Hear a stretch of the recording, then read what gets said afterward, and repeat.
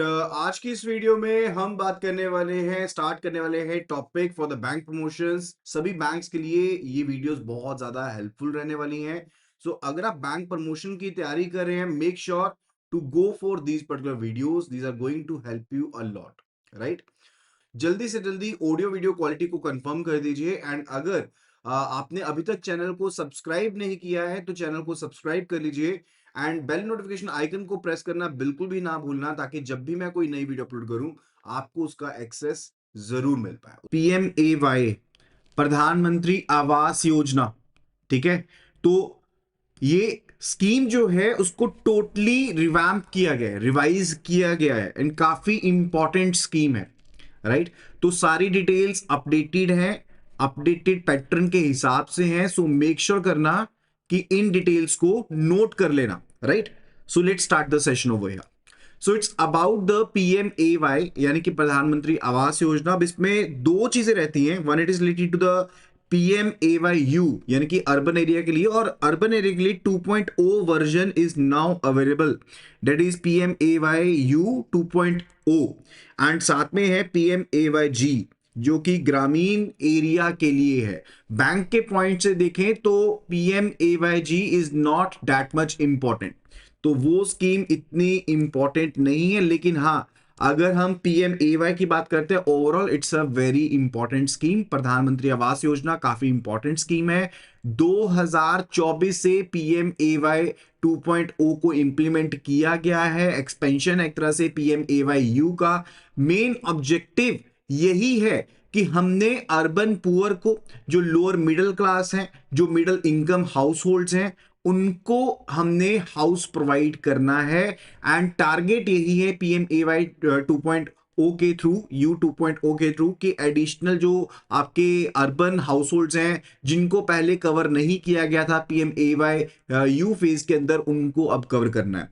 अब एलिजिबल अगर बेनिफिशियरीज की बात करें तो हमारे पास कैटेगरीज है। You must have been aware of these categories. Like one categories EWS यानी कि इकोनॉमिकल वीकर सेक्शन कैटेगरी है। दूसरी कैटेगरी LIG यानी कि लोअर इनकम ग्रुप की कैटेगरी है। Third category is related to MIG1 यानी कि middle income group 1 and middle income group 2 की कैटेगरी है। And second one it's related to what, that's all, ठीक है। तो ये सभी कैटेगरीज, ये चार कैटेगरीज आप मान सकते हैं। EWS economical weaker section, LIG lower income group और low income group, and MIG1-2 that is middle income group 1 and middle income group 2। Beneficiaries would be husband, wife and unmarried children, ठीक है। तो beneficiary है या जो spouse है उनका कोई भी पक्का घर नहीं होना चाहिए, तभी वो इस स्कीम में एलिजिबल रहेंगे। So if you want to be eligible under this scheme, तो आपका कोई भी पक्का घर जो है वो पहले मौजूद ना हो, राइट। तो PMAY अर्बन जो स्कीम है इसको लॉन्च किया गया 25/6/2015 में। ओरिजिनली इसको लॉन्च किया गया था, ठीक है। हाउसिंग एंड अर्बन अफेयर की जो मिनिस्ट्री है उन्होंने इसको लॉन्च किया था। एंड मिशन जो था वो अप टू 31 मार्च 2022 था, लेकिन बाद में इसको एक्सटेंड कर दिया गया and later on it was extended, right. तो एक्सटेंड कर दिया गया था कि जो कंप्लीशन है ऑलरेडी यानी कि सैंक्शन केसेस हैं उसके लिए आपका पहले टारगेट था 31 मार्च 2022 तक का, लेकिन बाद में एक्सटेंड कर दिया। एंड फर्दर PMAYU जो अर्लियर फेज था उसके बाद आ गया PMAYU 2.0, राइट। तो PMAY 2.0 में क्या क्या चीजें इंपॉर्टेंट है, क्या क्या चीजें नहीं है, उनके बारे में भी जानेंगे, राइट। क्योंकि लेटेस्ट एग्जाम्स के लिए तो यही इंपॉर्टेंट स्कीम रहने वाली है, ठीक है जी। तो इफेक्टिव हुई थी ये फ्रॉम द 1 सितंबर 2024, राइट। एंड मेजर क्या है कि अगले 5 सालों में जो आपकी एडिशनल बेनिफिशरीज हैं from the urban poor land, आपने उनको कवर करना है अगले 5 साल के अंदर अंदर। एंड अब इसमें वर्टिकल्स हैं and these are the related to PMAY 2.0। कौन कौन से वर्टिकल है? One it is related to BLC that is a beneficiary led construction, and second it is AHP, that is affordable housing in partnership. Third it is ARH, that is affordable rental housing, and fourth it is ISS, that is interest subsidy scheme।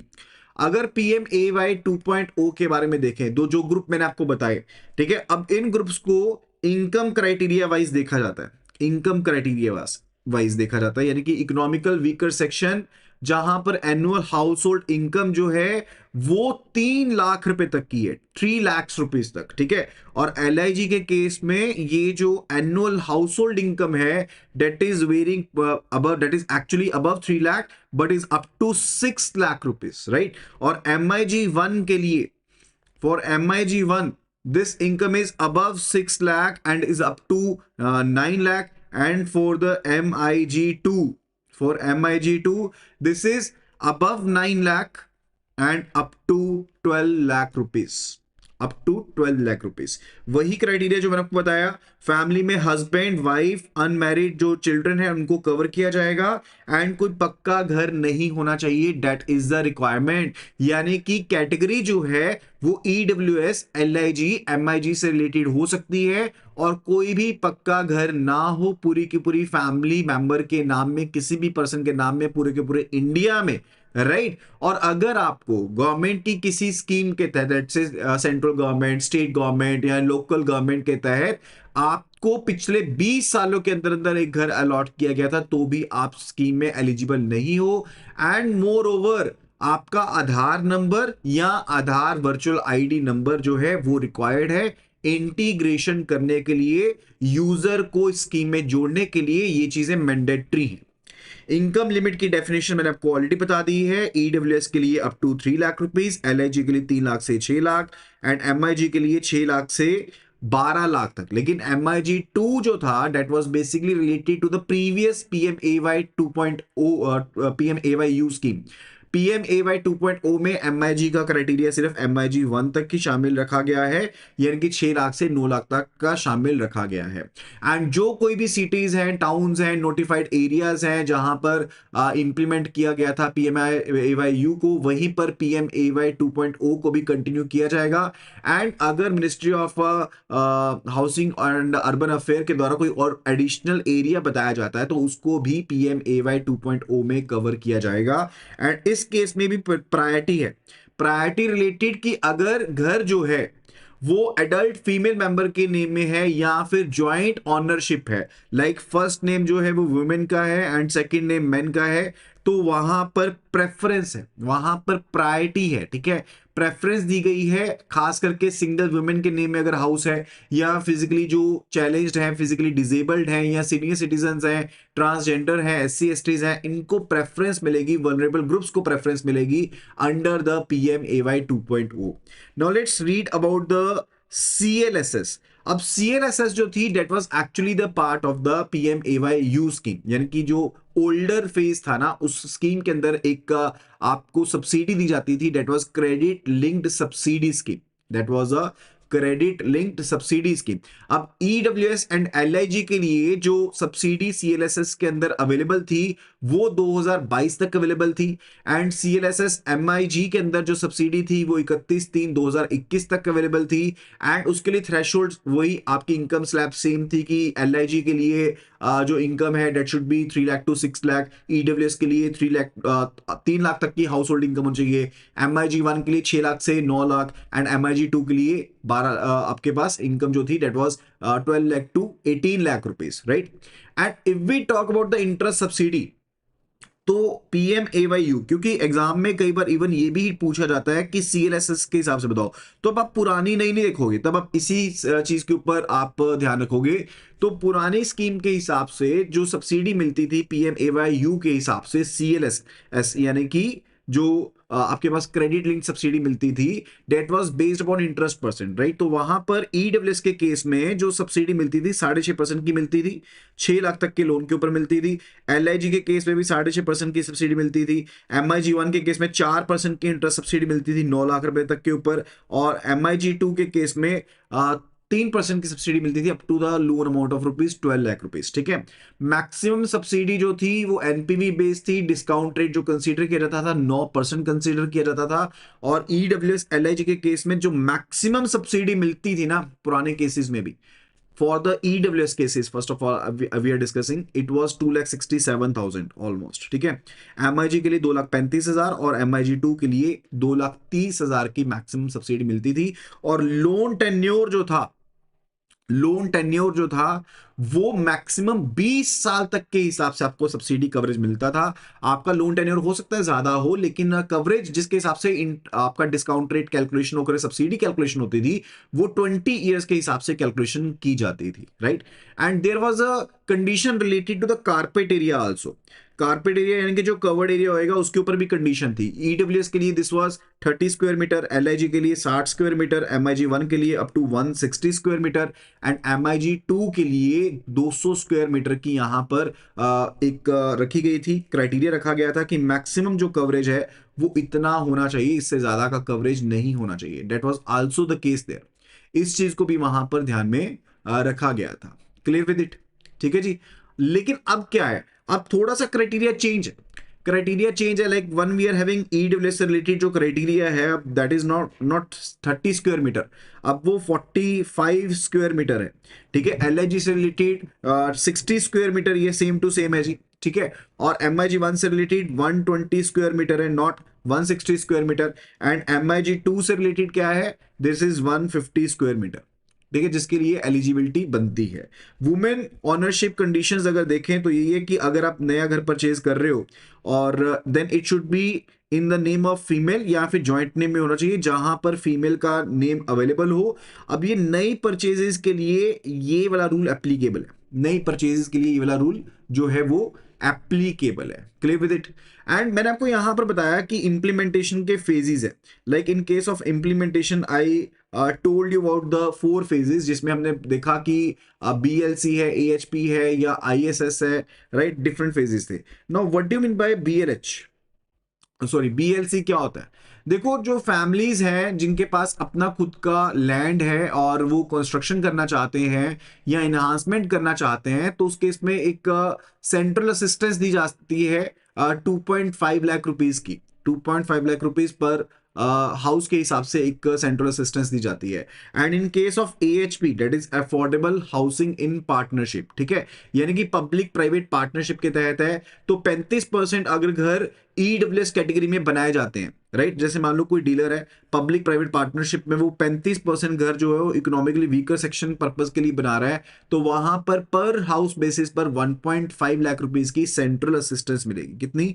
1.5 lakh rupees की पर house central assistance मिलेगी। ठीक है, and अगर हम ISS की बात करें, ठीक है, अगर हम आईएसएस की बात करते हैं, that's basically related to the interest subsidy scheme के बारे में बात करते हैं, देन इट्स अबाउट कि ये ईडब्ल्यूएस एंड एलआईजी कैटेगरी के लिए था कि इंटरेस्ट बेस्ड सब्सिडी मिलती है। अब एमआईजी को रिस्ट्रिक्ट कर दिया गया, यानी कि पहले जो था वो पीएमएवाई के अंदर आपको मेजरली इसमें कवर किया जाता था, लेकिन अब रिस्ट्रिक्शन है, उस केस में अब रिस्ट्रिक्शन है। ठीक है, दैट वाज द सिनेरियो।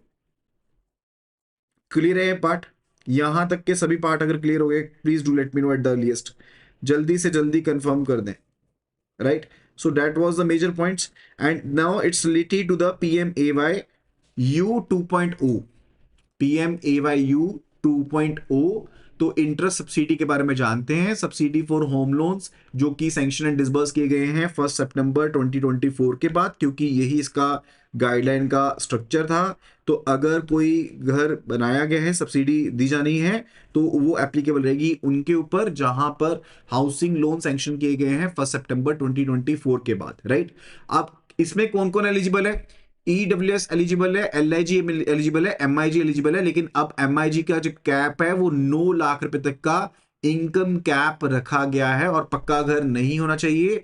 और तभी एलिजिबल होगा अगर हाउसिंग इनकम जो आपकी हाउस होल्ड इनकम है that is up to rupees 9 lakh and loan value maximum 25 lakh तक की हो सकती है और प्रॉपर्टी वैल्यू 35 लाख तक की मैक्सिमम हो सकती है, नॉट मोर देन दैट। यानी कि 35 लाख तक का आपका जो प्रॉपर्टी की वैल्यू है वो मैक्सिमम हो सकती है, नॉट मोर देन दैट। उससे ज्यादा की वैल्यू है तो आपकी एलिजिबिलिटी नहीं बनेगी, then you won't be considered eligible, then आपको उस पार्ट पे कंसीडर्ड एलिजिबल नहीं माना जाएगा। Clear with it? ये चीज क्लियर होगी है। और साथ में अब कारपेट एरिया का भी है।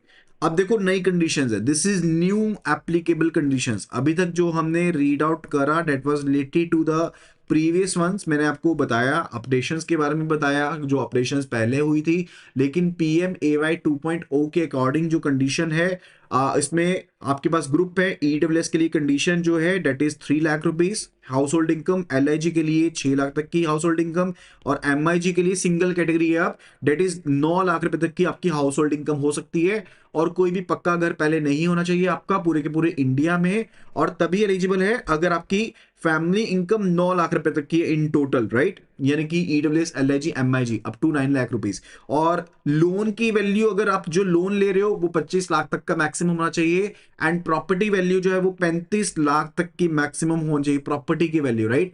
एंड कारपेट एरिया जो कवर होगा that is up to 120 square metres now, that is up to 120 square metres now. Previous वाले जो थे चीजें वो अब खत्म हो चुकी हैं, उनको एबॉलिश कर दिया गया है, that is now available. And subsidy जो मिलेगी वो जो पहले 8 लाख रुपए हैं उसके ऊपर सब्सिडी मिलेगी और 4% के हिसाब से सब्सिडी मिलेगी, राइट। पहले इंटरेस्ट सब्सिडी ज्यादा थी, 2,67,000, 2,35,000, 2,30,000 इस तरह हिसाब से सब्सिडी थी, but now that's not the scenario. पहले ईडब्ल्यूएस एलआईजी के लिए 2,67,000 तक की सब्सिडी थी, but now that is not the scenario. अब जो सब्सिडी अमाउंट है वो 4% के हिसाब से सब्सिडी है, 6.5% के हिसाब से सब्सिडी नहीं है। और पहले 8 लाख रुपए जो है लोन के उनके ऊपर सब्सिडी है, और जो डिस्काउंटिंग करके सब्सिडी प्रोवाइड की जाएगी वो प्रोवाइड की जाएगी up to the tenure of 12 years, 12 साल का टेन्योर जो होगा उसे कंसीडर किया जाएगा सब्सिडी के लिए। और मैक्सिमम टोटल रिलीज जो हो सकता है डेट इज 1,80,000 रुपीज, 1,80,000 हो सकता है। और मैक्सिमम जो नेट प्रेजेंट वैल्यू कंसीडर की जाती है 8.5% के ऊपर, that is consider to be 1.5 lakh rupees, ठीक है। अब मैक्सिमम रिलीज होगा, ठीक है, लोन टेन्योर जिस केस में 5 साल से ज्यादा है वहीं पर सब्सिडी को रिलीज किया जाएगा, there only the subsidy will be release. ये कंडीशन भी अब लगा दी गई है। डिसबर्समेंट के बारे में देखें तो 5 इक्वल ईयरली इंस्टॉलमेंट्स होंगी जिसमें सब्सिडी रिलीज की जाएगी, एंड डायरेक्ट बेनिफिट ट्रांसफर होगा directly into the loan account. सिर्फ और सिर्फ तभी होगा अगर लोन एक्टिव है at the time of release, and 50% से ज्यादा अगर प्रिंसिपल आउटस्टैंडिंग है, सिर्फ और सिर्फ तभी आपकी सब्सिडी आपको दी जाएगी, ठीक है। क्योंकि ये कुछ लूप होल्स देखे गए थे पुरानी स्कीम में, उनके हिसाब से ये कंडीशंस अब लगाई गई हैं, these conditions are now available, तो इनका भी ध्यान साथ में रखना पड़ेगा, राइट। तो ये इंपॉर्टेंट पॉइंट है इस स्कीम को लेकर के। मैं दोबारा से फटाफट से आपको रिकॉल करवा देता हूं। पहली बात है कि हाउस होल्ड इनकम की कैटेगरी लगा दी गई है, एंड ये कैटेगरी लगाई गई है for EWS 3 lakh rupees, for LIG 9 lakh rupees, for MIG 9 lakh rupees, ठीक है। सॉरी, एलआईजी के लिए 6 लाख है और एमआईजी के लिए 9 लाख है, ठीक है। एंड कोई भी पक्का घर नहीं होना चाहिए, फैमिली इनकम मैक्सिमम 9 लाख तक की हो सकती है, loan value 25 lakh, property value 35 lakh, carpet area 120 square metre तक का मैक्सिमम हो सकता है। सब्सिडी 4% के हिसाब से मिलेगी, 8 लाख के ऊपर मैक्सिमम 1,80,000 की सब्सिडी मिलेगी, और 5 इक्वल इंस्टॉलमेंट में मिलेगी, डीबीटी के थ्रू डायरेक्ट आपके अकाउंट में आएगी। लोन आपका एक्टिव होना चाहिए और 50% से ज्यादा आपका प्रिंसिपल आउटस्टैंडिंग होना चाहिए।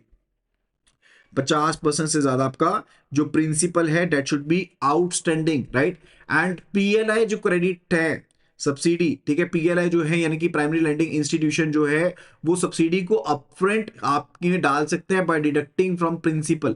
ईएमआई जो पेएबल होगी on remaining principal at the lending rate would be available, यानी कि जो लेंडिंग इंस्टीट्यूशंस हैं वो आपके अकाउंट में डाल देंगे। जैसे ही उनके पास ये इंस्टॉलमेंट आएगी तो वो आपके अकाउंट में उसको क्रेडिट कर देंगे, एंड ईएमआई जो है वो रिमेनिंग प्रिंसिपल अमाउंट के ऊपर लेंडिंग रेट के हिसाब से पेएबल रहेगी, ठीक है जी। फिर इंटरेस्ट सब्सिडी स्कीम के बारे में क्या क्या चीजें हैं, क्या क्या एक्सक्लूजन है, let's have a look at it. सबसे पहली चीज है सब्सिडी सिर्फ एक ही प्रॉपर्टी के ऊपर मिल सकती है, ओनली वंस पर प्रॉपर्टी। बायर अगर जिसको पहले किसी प्रॉपर्टी के ऊपर सब्सिडी दी जा चुकी है उसके ऊपर दोबारा से सब्सिडी नहीं मिल सकती है। एंड फर्दर अगर same family members multiple loan लेते हैं सेम प्रॉपर्टी के ऊपर तो उसे वन फैमिली इनकम बेसिस के ऊपर कंसीडर किया जाएगा, यानी कि मल्टीपल लोन्स के ऊपर सब्सिडी नहीं मिलेगी। एंड फर्दर बैलेंस ट्रांसफर की बात करें तो आप सब्सिडी को दोबारा से क्लेम नहीं कर सकते। मान लो अगर आपने पहले फर्दर जो आपके प्राइमरी लेंडिंग इंस्टीट्यूशन थी उनसे क्लेम नहीं किया था, और आपने लोन को टेक ओवर करवा लिया किसी और बैंक में, वहां पर जाकर के आपको सब्सिडी नहीं मिलेगी, ध्यान रखिएगा। एंड अगर इनकम या प्रॉपर्टी की वैल्यू जो है वो एक्सीड कर जाती है, यानी कि अगर आपकी इनकम 9 लाख रुपए से ज्यादा हो गई, या फिर आपकी प्रॉपर्टी की वैल्यू जो है वो 35 लाख से ज्यादा हो गई, या फिर आपकी घर बनाने की जो वैल्यू है वो लोन की वैल्यू है वो 25 लाख से ज्यादा हो गई, तो आप एलिजिबल नहीं माने जाओगे, then you won't be considered eligible, right? Then further it's related to PMAYG, that is प्रधानमंत्री आवास योजना इन ग्रामीण एरिया, ठीक है? तो इसे कंटिन्यू किया गया 2028-29 तक ये स्कीम चलेगी। फिर से टारगेट है कि 2 करोड़ घर बनाने हैं। अब असिस्टेंस क्या है कि प्लेन एरियाज में 1,20,000 रुपए पर घर के हिसाब से आपको असिस्टेंस प्रोवाइड की जाएगी, और एनई एरियाज में यानी कि नॉर्थ ईस्टर्न जो स्टेट्स हैं या फिर हिल एरियाज जो हैं, ठीक है, उसके केस में, या यूटीज के केस में, जम्मू कश्मीर के केस में, लद्दाख के केस में, ये लिमिट जो है वो 1,30,000 रुपए की है, ठीक है, असिस्टेंस जो प्रोवाइड की जाएगी। That's all about it. I hope कि आपको अब प्रधानमंत्री आवास योजना, ठीक है, जो अर्बन इसका 2.0 वर्जन है उसके साथ रिलेटेड सभी डाउट्स कंप्लीटली कवर हो गए होंगे, right? That will be all about today video. आज की वीडियो में सिर्फ इतना ही। आई होप कि आपने सभी टॉपिक्स को अच्छे से समझा होगा। अगर किसी भी तरह का डाउट है तो you can be letting no in the comment section, and further do download the application from the link iibf24/app।